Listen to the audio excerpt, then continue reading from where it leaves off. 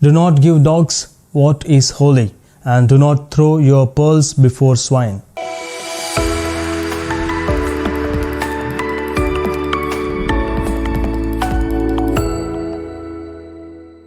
My dear brothers and sisters, in today's Gospel, Jesus tells us, do not give dogs what is holy, and do not throw your pearls before swine, lest they trample them underfoot and turn to attack you.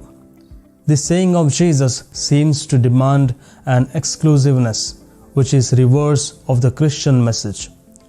This saying was used in two ways in the early church. Firstly, it was used by the Jews, who believed that God's grace and God's gifts were for Jews alone. It was used by those Jews who were the enemies of Paul and who argued that a Gentile must become circumcised, accept the law, and become a Jew before he could become a Christian. This text was used in the interest of Jewish exclusiveness. Secondly, the early church used this text when the early church was under a double threat, a threat from outside and a threat from inside. The early church was an island of Christian purity, which was surrounded by immorality, and it was liable to be infected with the taint of impurity. This was a threat from outside.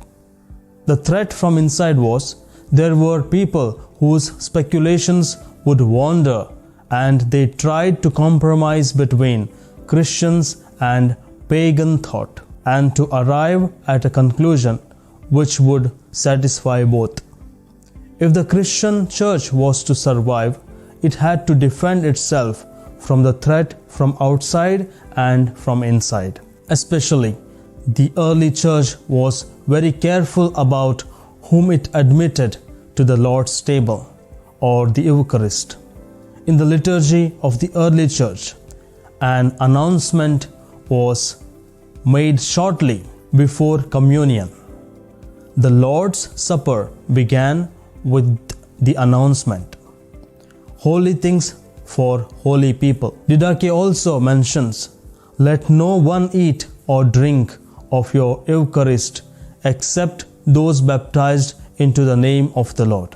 Once Tertullian also complained that the heretics allow all kinds of people, even the heathen, into the Lord's Supper, and by doing so, that which is holy they will cast to the dogs and pearls to swine.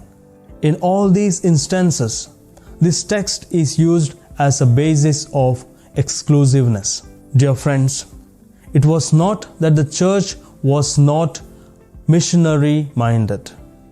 The church in the early days had the desire to win everyone, but the church was aware of the necessity of maintaining the purity of faith.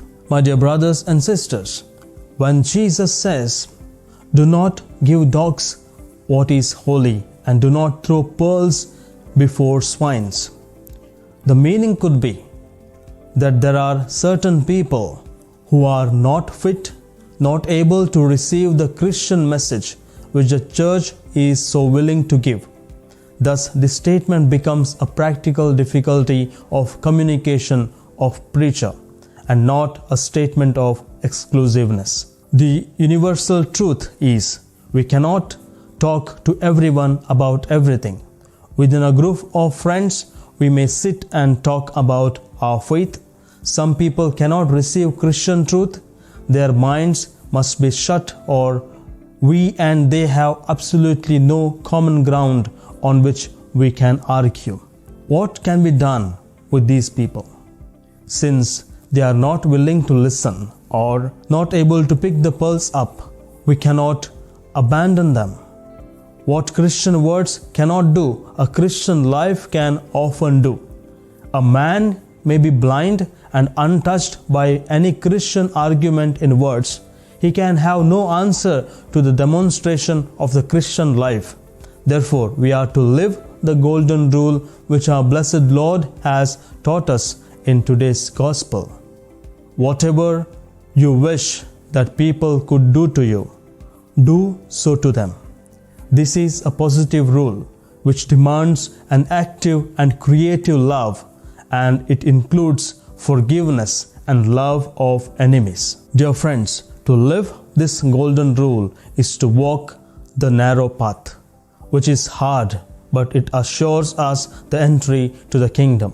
Today, let us ask the Lord to grant us the grace to live the golden rule, and hence we may become witnesses by our way of Christian life to bring many more souls closer to God.